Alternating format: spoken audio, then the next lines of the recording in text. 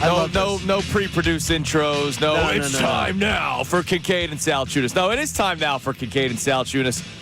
And it's time now to commiserate. The Phillies season, John Kincade, good morning, is over after last night.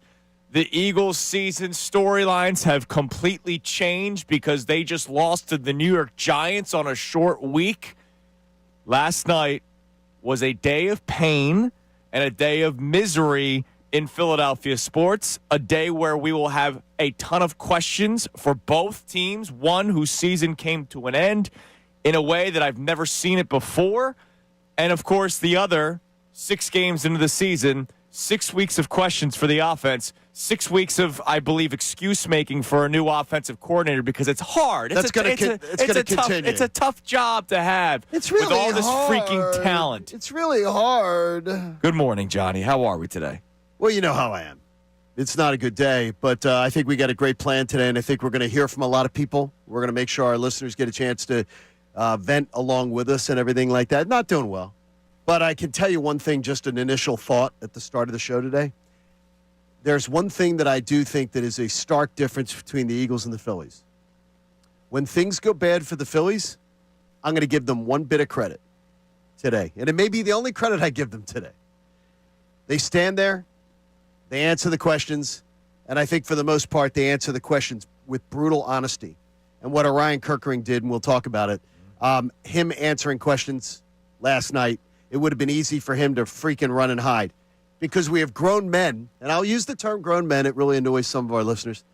We have grown men in the Eagles locker room who can't conduct themselves like grown men, who can't answer questions at their lockers when they're 4-1 and things are going well, and they got to, have this subterfuge and lie to our faces and keep things secret and deflect. And so there's an admiration for how the Phillies go about their business. That said, it's going to be a long off-season, partner. Yeah. It's going to be a really interesting off-season, and I'm actually looking forward to it. You have admiration for how they handle themselves, but I'll tell you right now, I don't admire any of them this morning. The Phillies lose 2-1 in a way that you could say is historic. We'll play the audio for you. Today, it's like good cop, bad cop almost. For the Phillies, we are here for you. Like John said, we want to hear from you all day at 610-632-0975, texting in, calling in. We're not going to wait till 6:40, right? No. Whenever you're ready to call in, whenever you're ready to text in, we're here for you. When it comes to the Eagles, for the people that still make excuses for them, we're done with that. Okay, no more excuse making, done. okay? So that's the bad cop routine. The good cop routine is we're here for you to commiserate with the Phillies. When it comes to the Eagles, it's stop making freaking excuses for this team. We'll start with the Phillies. Here's how it sounded last night, courtesy of TBS. No balls and a strike.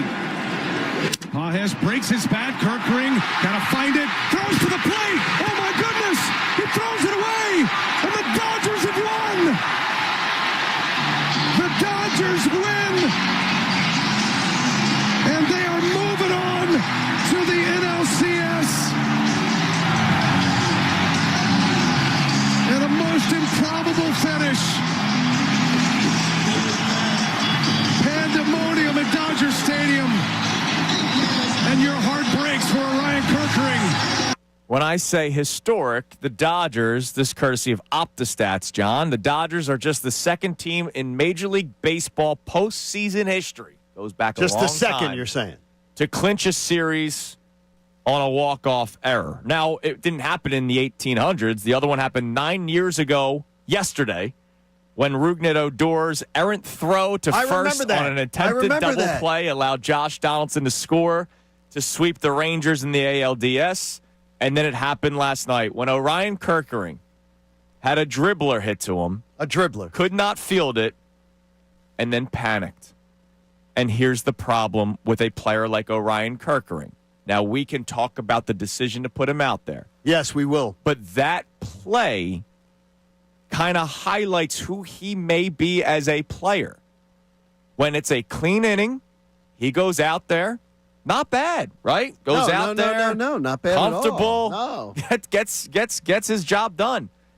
Anytime he goes into a game with inherited runners, more than 50% of the time the runner scores that he inherits. And that happened again last night en route to the Dodgers walk-off. I don't even want to say walk-off because it sounds disgusting. You gift-wrapped it and gave it to them. In the game-winning dribbler where Orion Kerkering then panicked and instead of firing to first base, hit the hot dog vendor in the fifth row behind home plate. There was there's no excuse for it. There's no explanation for it.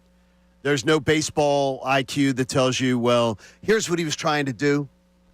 He panicked. He panicked. He panicked like he didn't know how to. He couldn't field the ball for one thing. So you already know he's fielding it like a grenade. Now use that example. Yep. Fields it like a grenade, like it's something toxic. Hot potato. And then he's not paying attention. He's not paying attention. He doesn't even know awareness of the situation. That was terrible. Yeah. I mean, it's just terrible. And there's no excuse for it. No, there's no excuse for that play. I don't. No. I understand why, Brian. I saw people trying to say last night, well, you understand what he was trying to do. No, you don't. There's nothing. There is no. You don't do that. There's nothing. There's 100 times out of 100, you throw to first. The play's at first base. And by the way, he makes it even with the fumbling of the ball. There's no way with a good throw that he isn't getting the out. Absolutely. Now, I understand Brian Anderson in the clip that you just heard say you got to feel for Orion Kerkering. Yes, we all do. We do. We all do. We do. But that does not all Correct. of a sudden say, I'm not going to talk about it because I feel bad for the guy. Like, no. He's a player that anytime there's runners in scoring position or he inherits runners, he can't handle himself. And then a ground ball in yesterday's case, he panicked. Now, he's not the only guy that deserves blame today, and I want that to be clear. This is not going to be a 4-hour attack Orion Kerkering fest. Okay, Correct. that's where I will feel a little bit more bad for Orion Kerkering because I know that yesterday on social media, if you just search the name Kerkering, he's the reason why the season's over. Yeah, he may have had the last impact of why the season ended, but what doesn't help is in the 3 games that you lose, a collective 3 for 35. Trey Turner, Kyle Schwarber, and the greatest Bryce Harper. And the greatest no showman. I understand that Game 3, they are the reason why you won that game. Offensively, and then, of course, Ranger did his thing on the mound. But offensively, Turner, Schwarber, Harper were the reason why you won one game in this series. But you can say they are the reason why you are out of playoff contention. You can say they are the reason why for back-to-back years you were eliminated in the NLDS. They are the reason where you start looking around you going, oh, crap, what do we do with this roster? 1, 2, 3 in the lineup. That's the major issue. Yeah. Bottom line, that is the number one issue.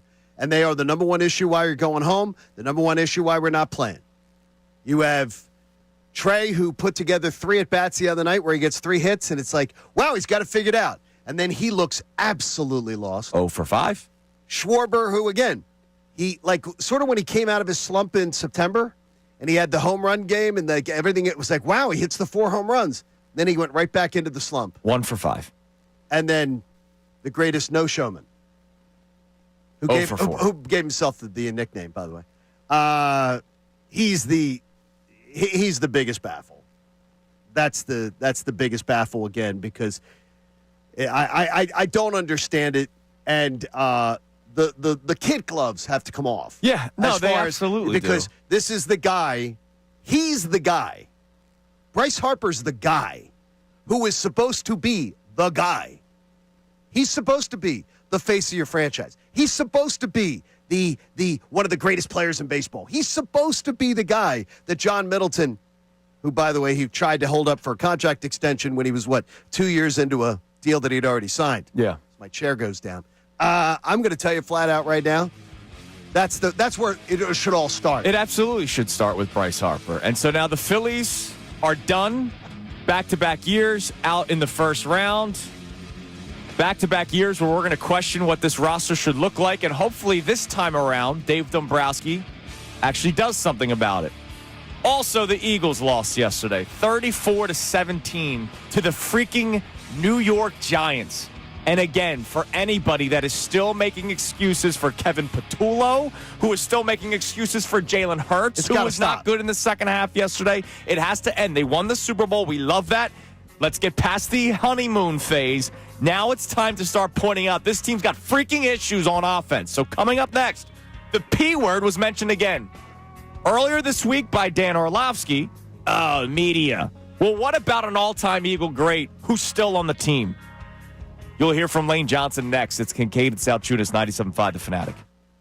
Hey guys, Andrew Salciunas, host of Kincade and Salciunas. Just want to thank you for checking out all of our great videos that we have on our YouTube channel every single day. Make sure, if you can, please like and subscribe and check out all the videos that we have on our YouTube channel, whether it's for us, Kincade and Salciunas, of course, our midday show, as well as Unfiltered with Bill and Ricky.